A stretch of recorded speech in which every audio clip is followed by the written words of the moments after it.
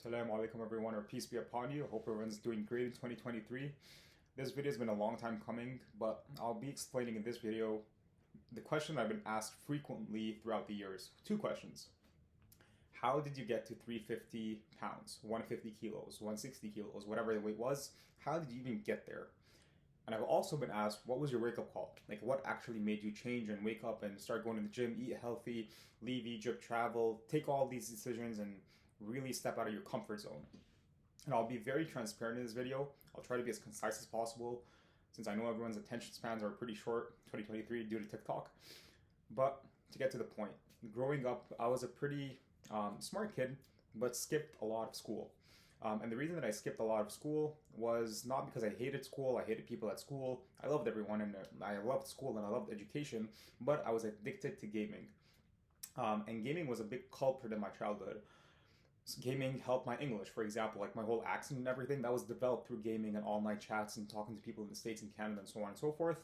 But I used to stay at home a lot to game in order to get better and make money off of gaming. Eventually, throughout the years as a child, I was gaming so much to the point where I had like 3 different PlayStations. I was moderating a forum with like 1 million users plus.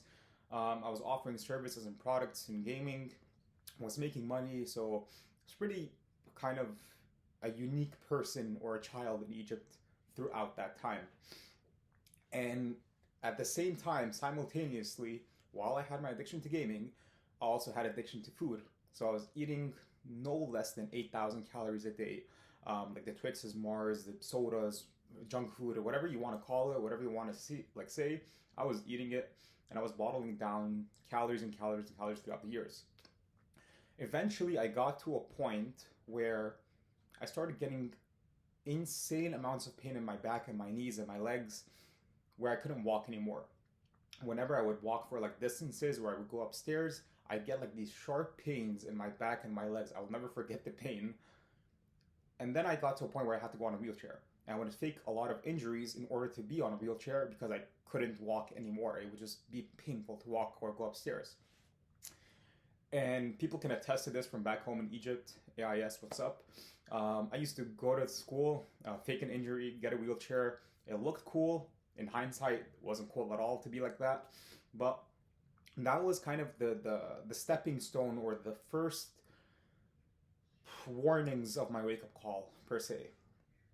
And from there, when I started, I was being numbed down during that time. And then, thank God, my parents, they raised me to the best of their ability as a Muslim.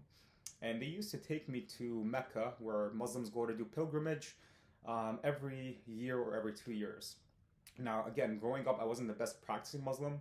I knew that God existed. I had my conviction of God, but I didn't understand Islam. I didn't understand the practice. I didn't understand anything that really had to do with the religion and the whys of the religion. So why do we do this? Why do we do that? Why do we even go to Mecca? Why do we even do this? And all this stuff.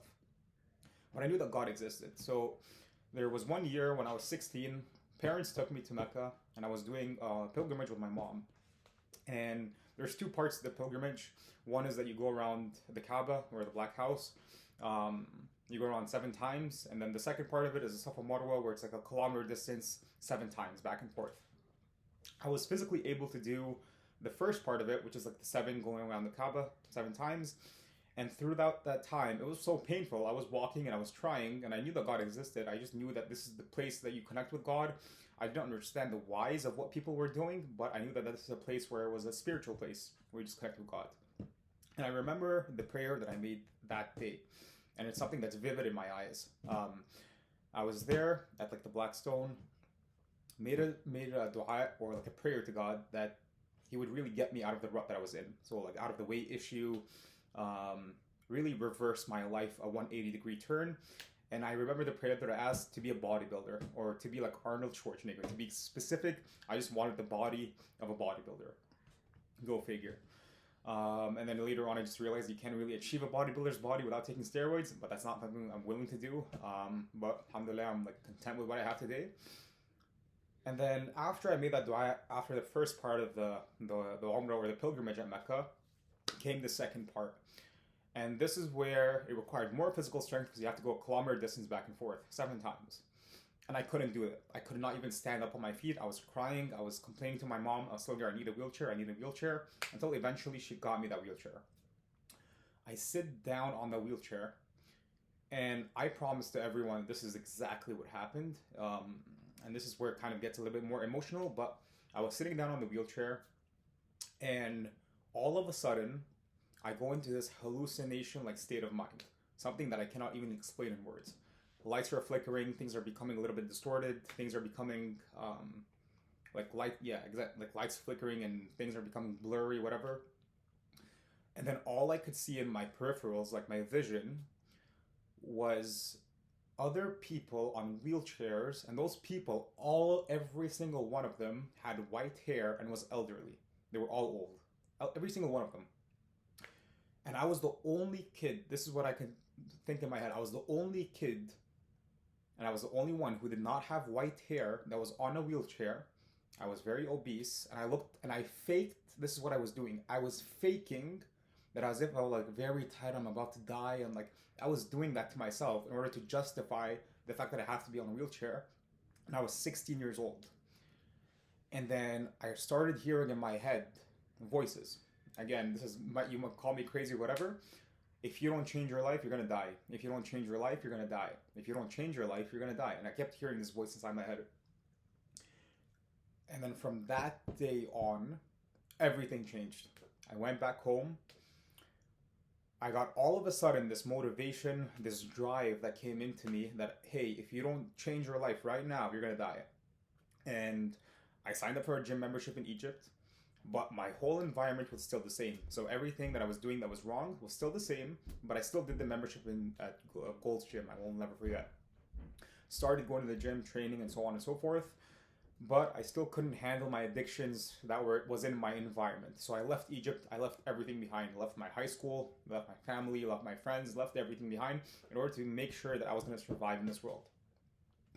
Moved to Toronto on my own, and from there, it took me around a year and a half to lose all the weight, where you see the transformation post of me losing the weight and then having all that loose skin. And then I had to go through the phase of building muscle, burning fat, building muscle, burning fat in order to fill that loose skin. So that's kind of the short, or 7 minutes and a half short story of how I even got to that point. What was my wake-up call and what decision did I take after? Of course, I'll dive a little bit deeper into these later on in the videos. But I think this is something that I had to share with everyone, since it might help someone out there to really know that nothing is impossible. There is no such thing as it's too late. Again, there's no such thing that it's too late. Everybody has a chance at redeeming themselves, becoming the best version of themselves, improving themselves, and getting out of their uncomfortable zones, getting out of their ruts. Pray. Pray to God, and you'll see things that you've never seen in your life before. Again, I'm no like angel. I'm not a perfect person in any form. I have my own issues. But again, it's me sharing the blessing that God has blessed me with, because I know that a lot of people struggle with the same issue that I've struggled with in the past. Hope this helps everyone, and I'll see you in the next video, inshallah. Peace.